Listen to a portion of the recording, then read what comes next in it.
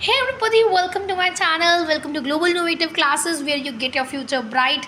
And चलिए आज हम करने वाले हैं बच्चा फिज़िक्स का ही सेकंड माइंड मैप कवर, क्योंकि first mind map first chapter हमने डिटेल में कवर कर लिया था। क्वेश्चंस की डिमांड ना आने पर मैंने क्वेश्चंस नहीं कराए, बट हम अब मूव करने वाले हैं सेकंड चैप्टर के रोड मैप की ओर, जो मैंने पूरा आपके लिए जो है रेडी कर रखा है। And this is very important for your revision. Everything is to be covered in this particular mind maps. बहुत सारे पेजेस हैं आज, क्योंकि ज़्यादा है टॉपिक तो इसलिए ज़्यादा है, ठीक है। क्या चीज़ें न्यूमेरिकल्स में याद रखनी है, कैसे कैसे चीज़ों को करना है, हर चीज़ हम डिटेल में डिस्कस करेंगे। Before going to further things, please subscribe to my channel and like to my video, okay. तो चलिए शुरू करते हैं बच्चा। हम आज पढ़ने वाले हैं मैकेनिक्स का बहुत important chapter, that is kinematics का चैप्टर है, that is motion in straight line या मोशन इन 1D। तो इस चैप्टर में ना आपने काफ़ी चीज़ें पिछली पढ़ी हुई हैं इन योर क्लास 9th, तो आप इसे रिलेट कर पाओगे, ठीक है। काफ़ी बच्चे जो अपनी फिजिक्स है वो स्टार्ट ही इस चैप्टर से करते हैं, ठीक है। तो काइनेमेटिक्स का क्या मतलब होता है कि मोशन के बारे में पढ़ना, पर उसके रीज़न के बारे में नहीं पढ़ना, क्योंकि उसके रीज़न के बारे में ना आप डायनेमिक्स में पढ़ते हो। काइनेमेटिक्स में आप सिर्फ क्या पढ़ते हो, मोशन के बारे में पढ़ते हो, उसके कॉजेज़ के बारे में आप डायनेमिक्स में पढ़ते हो, ठीक है। उसके बाद हमारे पास आता है कि जो मोशन है ना या रेस्ट है वो रिलेटिव टर्म्स है। कैसे?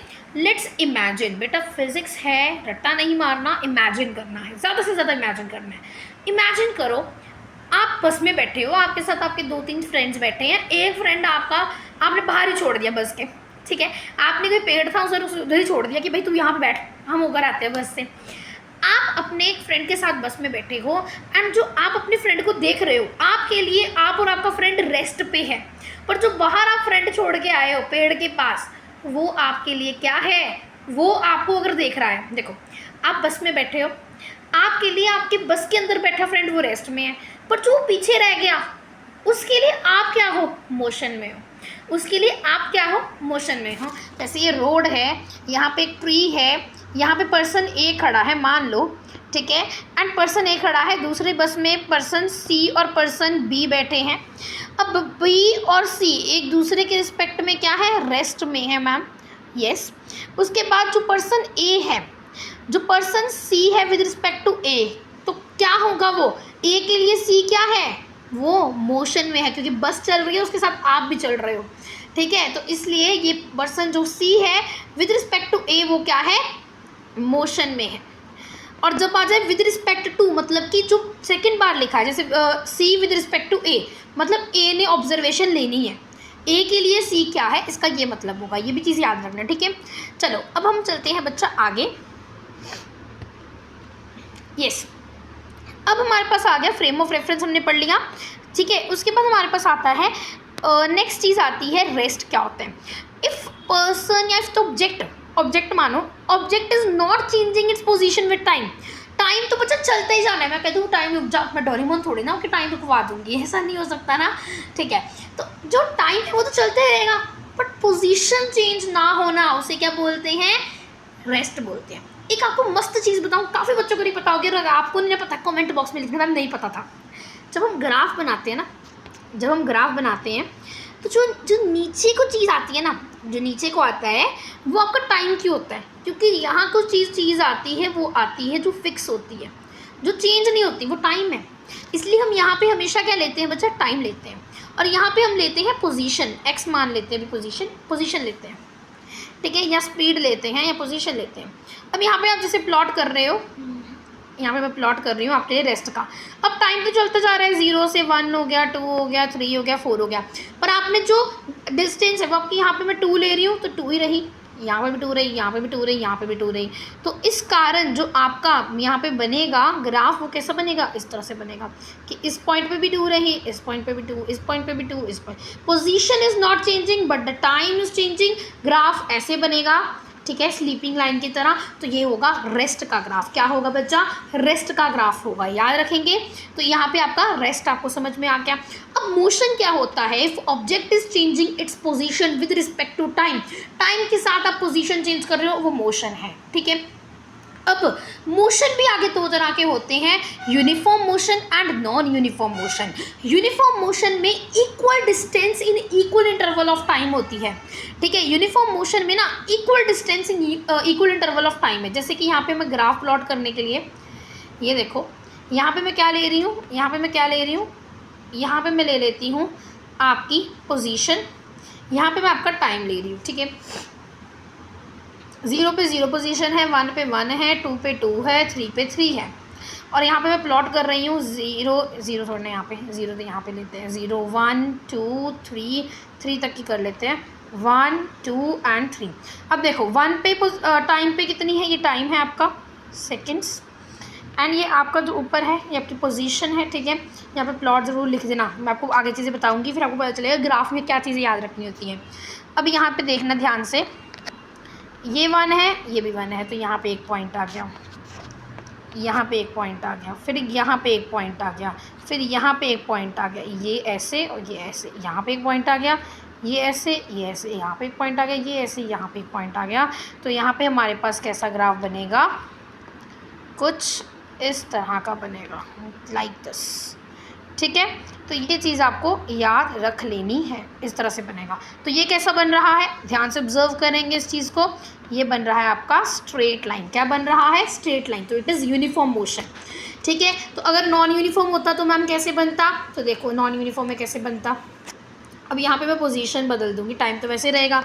पोजीशन में मैंने यहाँ पे लिख देती हूँ क्या, ध्यान से देखना, पोजीशन में मैं यहाँ पे 0 पे 2 लिख दूँगी, 1 पे 3 लिख दूँगी, 2 पे ऐसे 5 लिख देती हूँ, कुछ भी ऐसे लिख दिया। तो जब आपका ग्राफ हो ऐसे ऐसे टेढ़ा मेढ़ा सा बनेगा तो वो आ गया नॉन यूनिफॉर्म मोशन। टेढ़ा मेढ़ा सा बनेगा, ऊपर नीचे सा बनेगा, तो वो नॉन यूनिफॉर्म मोशन हो गया। तो यूनिफॉर्म मोशन है, नॉन यूनिफॉर्म मोशन आपको क्लियर हो गया, रेस्ट भी आपको क्लियर हो गया। अब हमारे पास क्या आता है, नेक्स्ट चीज़ आती है कि बेटा डिस्टेंस क्या होती है। डिस्टेंस क्या होती है, path, actual path covered by an object, वो डिस्टेंस है। और डिस्टेंस क्या है, स्केलर क्वांटिटी है, मतलब इसमें डायरेक्शन नहीं होती है, ठीक है। जो वेक्टर क्वांटिटी होती है उसमें डायरेक्शन होती है, अगले चैप्टर में आप डिटेल में पढ़ोगे। उसके बाद जो आपकी डिस्टेंस है वो कभी नेगेटिव और जीरो नहीं हो सकती, जबकि आपकी डिस्प्लेसमेंट जो है वो क्या होती है, shortest path covered by an object, ये जीरो भी हो सकती है। जीरो कब होती है, जैसे कि एक पॉइंट से मैंने चलना स्टार्ट किया एंड दोबारा मैं उसी पॉइंट से आगे, जैसे मैं स्कूल जा रही थी और अपने घर, पहले घर ले लेते हैं और स्कूल ले लेते हैं। घर से मैं स्कूल गई, स्कूल से मैं घर आई, कितनी डिस्प्लेसमेंट है, 0। उसी तरह से इस पॉइंट से स्टार्ट किया, गोल घूम के फिर इसी पॉइंट पे आ गई, डिस्प्लेसमेंट क्या हुई, 0। तो डिस्प्लेसमेंट 0 हो सकती है, डिस्प्लेसमेंट नेगेटिव भी हो सकती है, ठीक है। तो ये क्या होगी, displacement is a vector quantity and it can be 0 and negative as well. Sorry. अब हमारे पास आता है स्पीड। स्पीड क्या होती है, डिस्टेंस अपॉन टाइम। टाइम तो आपका क्या है, चेंज नहीं होता, और डिस्टेंस क्या है आपकी, स्केलर क्वांटिटी है, तो स्पीड भी क्या हुई, स्केलर क्वांटिटी हुई। उसी तरह से वेलोसिटी, वेलोसिटी क्या होती है, change in position with respect to time, या वेलोसिटी अपॉन टाइम। तो सॉरी, वेलोसिटी क्या होती है, change in position upon time. और ये डिस्प्लेसमेंट अपॉन टाइम भी होती है, ठीक है। वेलोसिटी क्या होती है, डिस्प्लेसमेंट अपॉन में टाइम, और डिस्प्लेसमेंट अपॉन में टाइम जो है, डिस्प्लेसमेंट को एस से डिनोट करते हैं, टाइम को टी से। तो डिस्प्लेसमेंट एक वेक्टर क्वांटिटी है, इसलिए आपकी वेलोसिटी भी क्या है बच्चा, वेक्टर क्वांटिटी है, याद रहेगा। अब आगे चलते हैं। अब हमारे पास आता है इक्वेशंस ऑफ मोशन, जो आपको ड्राइव करने आने चाहिए। रिविजन बेटा, रिविजन सीरीज़ है, हर चीज़ कवर नहीं कर सकती हूँ, आप भी पर्सनली समझो, ठीक है। तो आपको मैं ड्राइव तो नहीं करके दूंगी, बट आपको मैं हिंट दे देती हूँ कि कैसे ड्राइव होती है, ताकि आपको याद आ जाए अगर आपने पहले पढ़ रखा है तो, ठीक है। नहीं तो पर्टिकुलर वीडियो चाहिए आप कमेंट बॉक्स में ज़रूर लिख देना, ठीक है। इक्वेशंस ऑफ मोशन, देखो आपको ग्राफ कैसा बनाना है, यहाँ पे मैंने बनाया है, देखो ध्यान से बस इसी ग्राफ को देख लो, आपको समझ आ जाएगा। देखिए, आपको सबसे पहला स्टेप क्या करना है, ये ग्राफ बना लेना है। पहला स्टेप क्या है, पहली इक्वेशन कैसे ड्राइव करनी है, a is equals to v minus u upon में टी।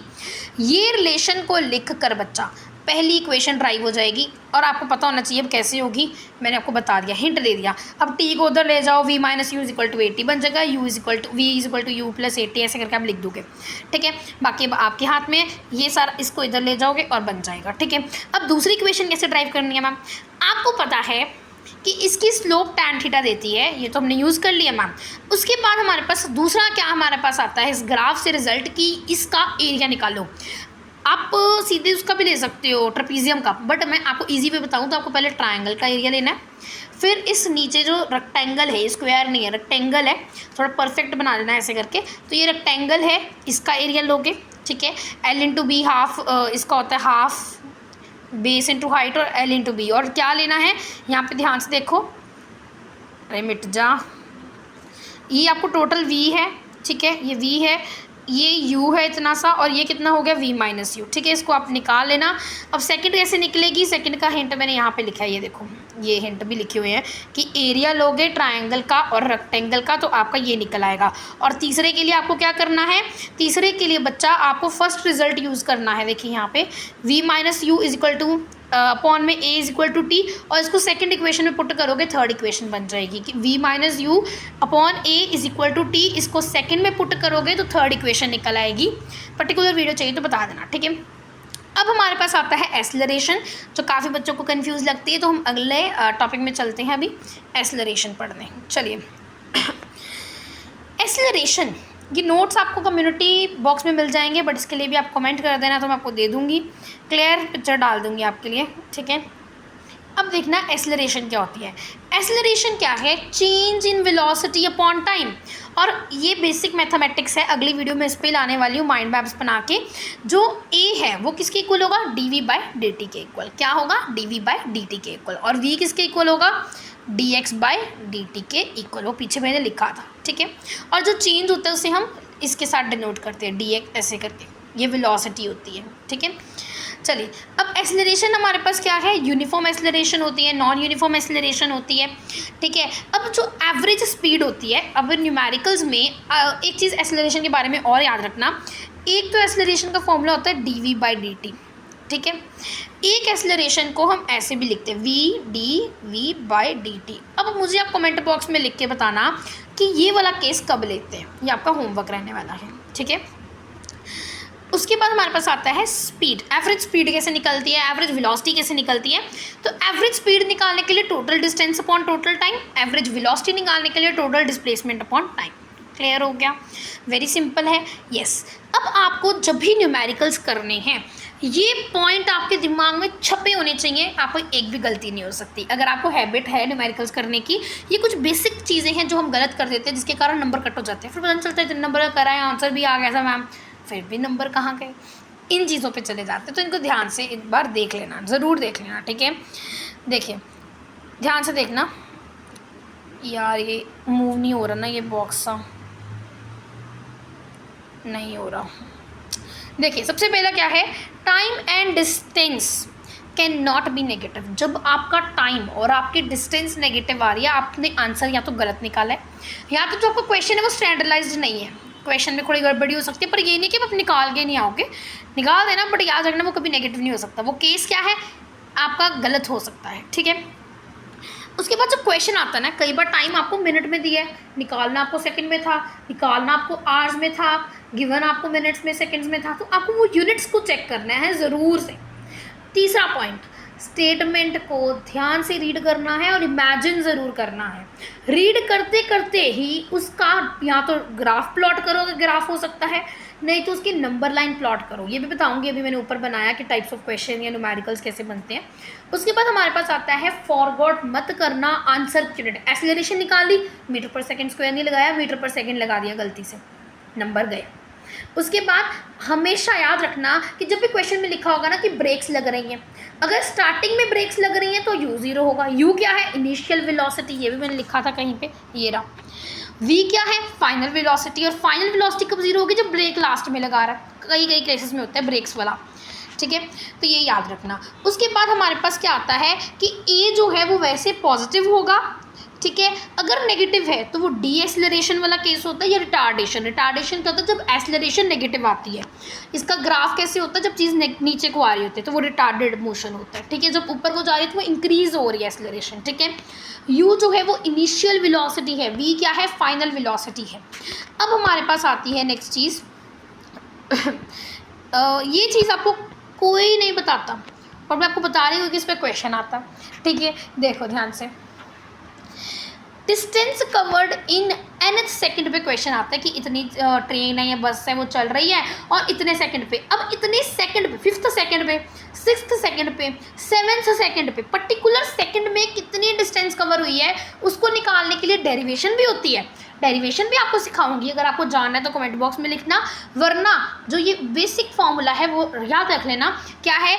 u प्लस हाफ ए 2n-1, ठीक है, u प्लस हाफ ए 2n-1, ठीक है, ये आपका बेसिक फॉर्मूला है। एक सेकंड वेट करना, मुझे एक चीज़ चेक करनी थी इस फॉर्मूले में। ये फॉर्मूला, इसमें यू टी भी था शायद मेरे ख्याल से। ये फॉर्मूले की डेरिवेशन आपको मैं थोड़ी सी हिंट दे देती। डेरिवेशन तो बड़ी इजी है इसकी, बट टाइम बहुत लगेगा इसको करने में डेरिवेट। ओ इसमें आई थिंक है ही नहीं। ओके, इसका मैं ना आपको कम्युनिटी बॉक्स पे दे दूँगी कि ये ठीक है कि नहीं, इसमें यू टी आना था कि नहीं, ठीक है।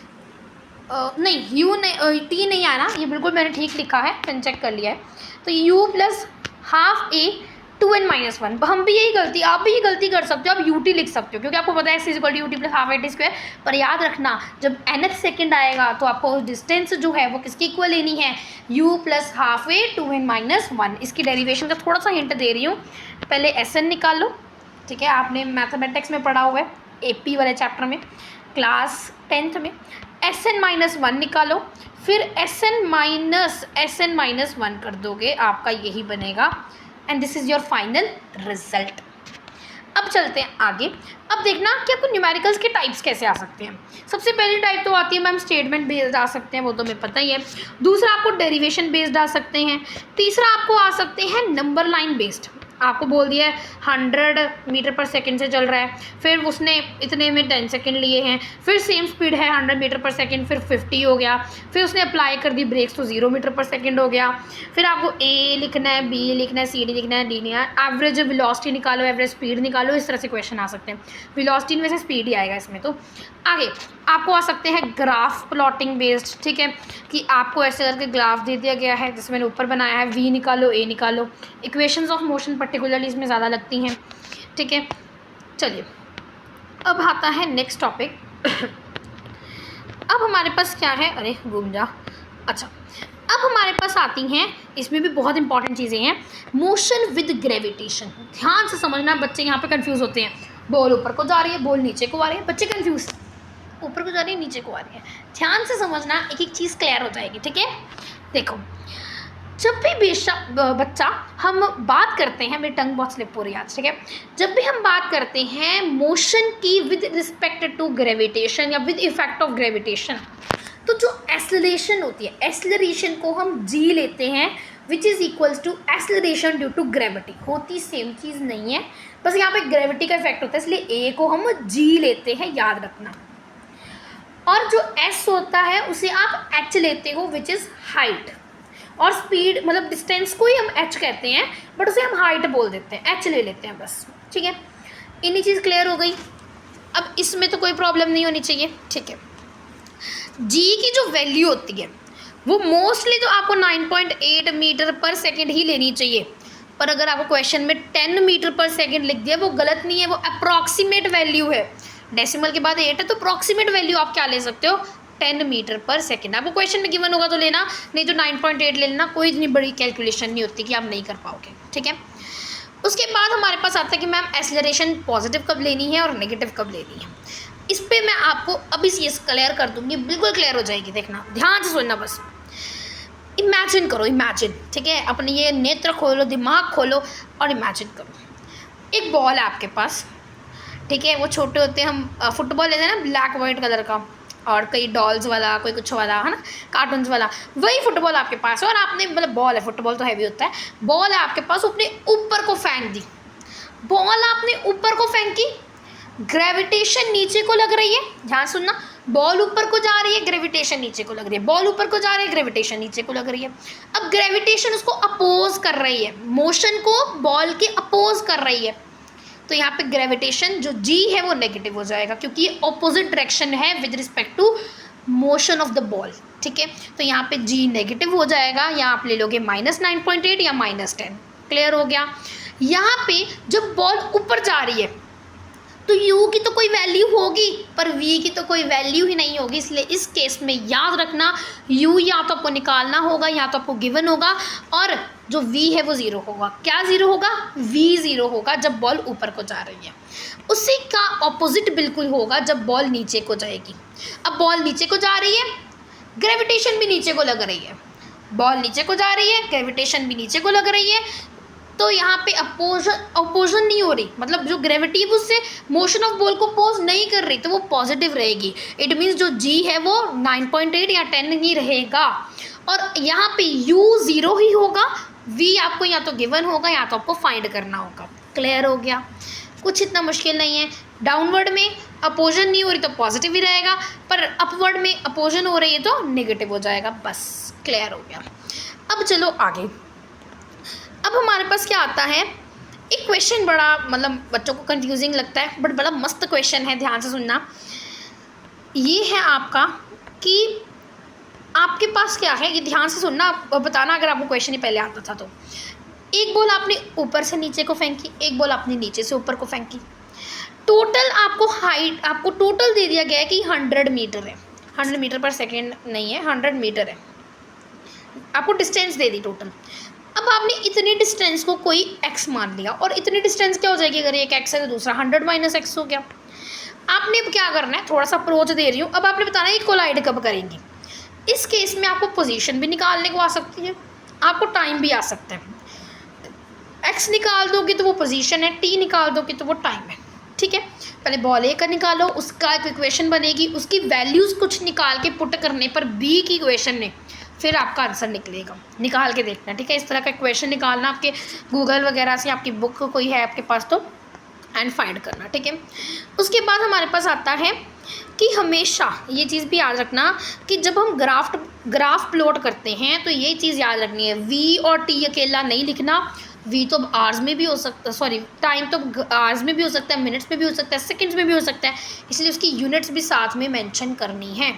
ठीक है, अब हमारे पास आता है equations of motion by calculus method. हमने पीछे किया था ग्राफिकल मेथड से, पर आ सकते कि आपको पर्टिकुलरली कैलकुलस मेथड है। बच्चे सोचते हैं ग्राफिकल या कैलकुलस कोई भी कर लेंगे, हमारी मर्जी, निकालने दो इक्वेशन ऑफ मोशन, ऐसा नहीं होता, कई बार मेंशन होता है, इसलिए आपको ये भी आना चाहिए। देखो मैंने आगे पूरी इसकी स्लाइड बना रखी है क्योंकि थोड़ा मुश्किल लगता है, बट या प्रॉमिस करती हूँ कि अगर आपने मेरी अगली वीडियो देख ली, कौन सी, जो आपकी आएगी basic mathematical tools differentiation and integration पे, उसके बाद अगर आप ये डेरिवेशन देखोगे आपको समझ आएगी। अभी समझाऊंगी, अगर आपने वो नहीं पढ़ा है पहले तो आपको नहीं आएगी। ठीक है, तो आप स्किप कर लोगे ये पार्ट अगर आपने वो नहीं पढ़ा, और अगर पढ़ा है तो फिर आप देख सकते हो। ठीक है, यहाँ मैंने ना थोड़े स्टेप्स खाकर इसको प्लॉट किया, मतलब जल्दी जल्दी में थोड़े थोड़े स्टेप्स ही किए हैं ताकि आपको थोड़ा रिकॉल हो जाए, बस रिकॉल हो जाए। ठीक है, देखिए A is equals to dv/dt होता है, हाँ जी होता है। इसको इंटीग्रेट कर दो, इसको साइड ले जाओ, t0 लिमिट पुट कर दो v/u,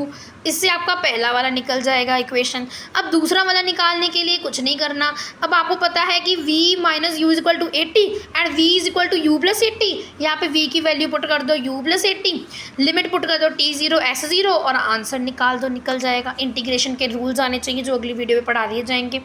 थर्ड आता है आपका, ये देखो a is equal to dv/dx। अब यहाँ पे मैं dx/dx ले लूँगी, इसको मैंने क्या किया है देखना, a is equal to dv/dx। अब कुछ नहीं है, इट मीन्स dx/dx होगा, यहाँ पे dt, सॉरी टाइम के रिस्पेक्ट में t, और यहाँ पे dx/dx होगा। अब इस x को मैं इस तरफ लेगी, इसको मैं इधर ले गई, और यहाँ पे बन गया dx/dt। अब इसको मैं क्या बोलती हूँ, v बोलती हूँ, इसलिए मैंने यहाँ पे इसको क्या ले लिया, v ले लिया। इसको v लेने के बाद पूरा ये रिजल्ट बनेगा, फिर से इंटीग्रेट करना है और आंसर निकल आएगा। ठीक है, बस इतना ही कंसेप्ट है। अगर आपने पहले पढ़ा तो समझ आ गया होगा, नहीं तो मैं आपको जब कराऊंगी इंटीग्रेशन तब देखना आपको समझ में आ जाएगा। ठीक है, बस आपको ऐसे देखना ही आपको समझ आ जाएगा। इस अब इमेजेस ना ऐसे उल्टी सीधी ऊपर रखी हैं। चलिए अब आता है वो चीज़ जो काफ़ी बच्चों को समझ नहीं आती, बट आपको मैं बता रही हूँ, बहुत ईजी तरीके से समझाऊंगी। फटाफट से देखो, ये पूरी स्लाइड आपको बस स्क्रीनशॉट ले लो और अगली स्लाइड पे चलो, वो आपको याद रखनी है। ठीक है, जल्दी से स्क्रीनशॉट लो, इस स्लाइड का ले लिया। अब आ जाओ यहाँ पे, ये चीज़ आपको याद रखनी है। देखना, जब भी आपका सर्कल होगा, सर्कल क्या होता है, इसका एक फिक्स पॉइंट होता है और उसकी इक्वेशन में 1 नहीं होगा और ए भी कोई नंबर होगा। ठीक है, स्ट्रेट लाइन होगी तो पावर 1 होनी है। ठीक है, पैराबोला होगा तो उसकी पावर 2 होगी, एक की पावर 2 होगी, बाकी की 1 होगी। एलिप्स है, अगर ए बड़ा है बी से तो हॉरिजॉन्टल एलिप्स है, बी बड़ा है ए से तो वर्टिकल एलिप्स है, ठीक है। और आपको क्या करना है, इक्वल टू 1 होगी इसकी पावर एलिप्स की, और पावर दोनों की होगी, ये चीज़ आपको याद रखनी है। इक्वेशंस आपको ये आपका बताना है कि किसकी किसकी इक्वेशन है। यहाँ पे आपको ये देखो थोड़ा सा बता देती हूँ। पहले आता है स्ट्रेट लाइन। स्ट्रेट लाइन में आपको क्या याद रखना है, इंटरसेप्ट याद रखना है। क्या याद रखना है, इंटरसेप्ट। जो tan थीटा वो m होता है जो आपको स्लोप बताता है, इंटरसेप्ट आपको c होता है जो कि बताता है कि कितने में y एक्सिस कट कर रही हैं। इसकी इक्वेशन होती है y is equal to m x plus c, ठीक है, या a x plus b y is equal to c. इसके बाद हमारे पास आता है y इंटरसेप्ट में आपको माइनस सी बाय बी लेना होता है, और x इंटरसेप्ट में माइनस सी बाय ए लेना होता है, ये याद रखना है। दूसरा आता है हमारे पास सर्कल। सर्कल में x square plus y square is equal to r square होता है। तीसरा आता है एलिप्स। एलिप्स कैसे बनता है, जिसके 2 फिक्स पॉइंट होते हैं। अगर हॉरिजॉन्टल लाइन बड़ी है, हॉरिजॉन्टल लाइन बड़ी है तो वो वर्टिकल एलिप्स है। अगर आपकी वर्टिकल लाइन बड़ी है तो वर्टिकल एलिप्स, हॉरिजॉन्टल लाइन बड़ी है तो हॉरिजॉन्टल एलिप्स हो जाएगा। इक्वेशन इसकी ये बनेगी, और दूसरे केस में इसकी बी स्क्वायर बन जाएगी, बाकी सेम ही होगा। पैराबोला आपका 4 तरह के होते हैं, मतलब right side parabola, left side, up side, down side. और अप साइड डाउन साइड वाले में x square is equals to होता है, और जो आपका राइट साइड और लेफ्ट साइड है उसमें x square equal to something होगा। और इसमें एक की पावर एक्स स्क्वायर होती है, दूसरे की क्या हो जाएगी 4ax हो जाएगी। अगर नेगेटिव वाली साइड को बन रहा है तो नेगेटिव हो जाएगी, जैसे इस साइड को बन रहा है माइनस एक्स एक्सेस में तो वहाँ पे नेगेटिव आ जाएगा, इस तरह से बनेगा, ठीक है। तो यही आपका पूरा कंसेप्ट था, मैंने आपको रिविजन करा दिया फटाफट में, आधे घंटे में हमने पूरा चैप्टर वाइज कर लिया। आई होप आप ये वीडियो आपके लिए बहुत ज़्यादा बेनिफिशियल रही होगी। अगर रही है तो please subscribe to my channel for more videos and give me motivation. Bye bye.